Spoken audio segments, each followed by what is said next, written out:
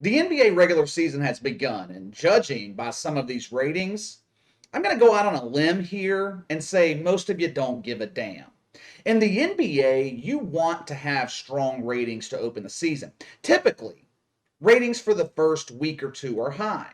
Then we get to the heart of NFL season, the World Series in baseball. November, we have all the rivalries in college football. Ratings for the NBA, they take a hit during that time. They spike again during Christmas, maybe early January as well. Then we usually don't care about the NBA again until the playoffs. But like I said, it is important for the NBA to start the season strong from a rating standpoint. Out of all the professional sports leagues, the NBA by far has taken the biggest hit from a public relations perspective. Somehow, they have managed to piss off everyone. They pissed off half their audience by going woke. They pissed off another segment with the COVID vaccine controversy. That caused them to lose the support of the woke media, which I really don't understand. Damn near the entire NBA is vaccinated. The last I checked, I believe it was like 95% of the players in the NBA had the COVID vaccine. So I don't understand why the social justice warriors were making such a big deal about the COVID in the NBA. But that's what they do. SJWs aren't meant to be understood, they're meant to be made fun of. That's their only purpose, entertaining us with their vast stupidity. The NBA is coming off 2 straight years of record low ratings. 11 of the least watched games in the NBA Finals have all taken place in the last 2 years. The 2007 Finals between the Cavs and the Spurs, for the longest time, it was the least watched NBA Finals in history. Past 2 years, 7 games in the NBA Finals had lower ratings than the least watched Finals game back in 2007.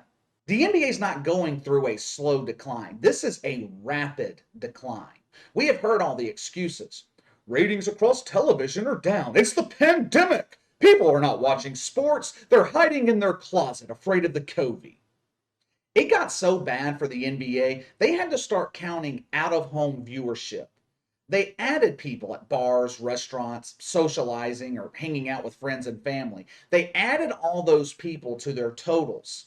Essentially, the NBA was cheating. But that didn't work either.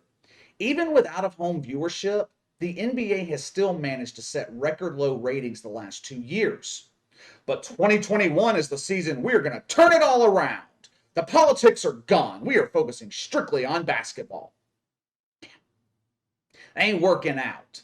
Seems the NBA cannot keep the politics out, which is why they should have never gotten involved in politics to begin with. This is why you don't allow politics, not just social justice, not just woke politics, all politics. This is why you don't let them infect your league. Because once you invite politics inside, you will never get it out. It's like mold growth. You think the bleach got rid of that mold, but eventually it's coming back.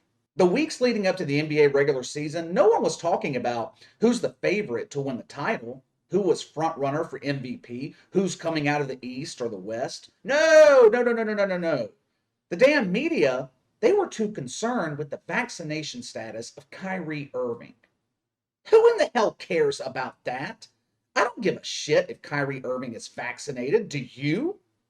I don't understand this fascination of knowing if someone has the vaccine. While I was prepping for this video, I had one of my longtime viewers text me. He said that he had just had a job interview end out of nowhere. Because the interviewer asked him if he was vaccinated, he said no. End of interview. Well, KC, they're just being safe. They want to keep the COVID out of the office. Well, that would be a logical excuse, but the job he was interviewing for is remote. He doesn't even live in the same damn state. It's ridiculous. All these SJWs running around pretending like they're doctors. But I digress. Back to the NBA. The problem the NBA has right now is that the league is more exciting and entertaining off the court than it is on the court. Most people don't watch until the playoffs. Some are more interested in the draft and free agency than a Lakers Warriors regular season game in October. The NBA showcased the biggest stars in the league last Tuesday night. LeBron, Steph Curry, Giannis, Kevin Durant, James Harden, Russell Westbrook, who shocked all of us by wearing his actual jersey Tuesday night instead of wearing a damn dress and high heels. The Nets and Bucks, they opened the NBA regular season. Ring ceremony in Milwaukee. Giannis, supposedly one of the biggest stars in the NBA. I have been saying for a while now, as great as he is on the court, Giannis is not a draw. If he was, they wouldn't have struggled to draw 10 million during the NBA Finals last summer. Last Tuesday, Nets Bucks barely, and I mean barely, cracked 2 million viewers. 2 million. In case you didn't know, that is god awful. That is down 20% from last year, which was Warriors Nets. That game was played with 0 fans in the arena. The excuses are already coming out. Well, they were going up against the championship series in baseball. And the NBA always faces competition for Major League Baseball in October. Let's just face facts here. Giannis is not a draw. The media is claiming NBA ratings are a mixed bag right now, which, again, is partially true. That's something the media has gotten really good at, giving us part of the truth. But let's be real here. NBA ratings are in the shitter. Lakers-Warriors, one of the premier matchups the NBA has to offer. Steph Curry, LeBron James. They've had a rivalry going for 6, 7, 8 years now. Lakers, cornerstone franchise of the NBA with the league's biggest star. Warriors-Lakers, Tuesday night, 3.4 million. That is down 6% from 2019. But it was the second most watched opening night game in 4 years. Oh, really? Well, that's just great. All that tells me is that the NBA's ratings have been shit the last 4 years. Wednesday night, opening night for the NBA on ESPN. Celtics-Knicks, 1.9 million. Suns-Nuggets, 1.7 million. Both games delivered a little bit of good news for the NBA. Celtics-Knicks was the most watched opener on ESPN in 18 years. Suns-Nuggets up 10% over 2019. The NBA, they also deliver the audience that advertisers covet. Of the big three, NFL, MLB, NBA, the NBA has the youngest audience. They won both Tuesday and Wednesday night in the key demos, 18 to 34 and 18 to 49, 1.3 million people. But when you look at what this league used to draw in the ratings, you'll see that these numbers are not good. I went back to 2013, which was when ratings in the NBA started to decline. Opening night in 2013, Bulls Heat, 5.5 million people. Now you could combine both games last Tuesday night, and they didn't hit 5.5 million. Back in January 2013, game between the Lakers and Knicks, neither was a playoff caliber team at that time. They drew 4.5 million people. You go back to 2011, which was the NBA's best season since Michael Jordan had retired. Games in February, March 2011 are hitting 6, 7 million people. This league has lost 50, 60, in some cases 70% of its audience in 10 years. When you look at the landscape of the NBA, it doesn't make sense. You have stars spread across the league. It has never been easier to watch the NBA, yet they continue to struggle. And they're going to keep struggling. I don't think there's anything they can do in the short term to fix this problem.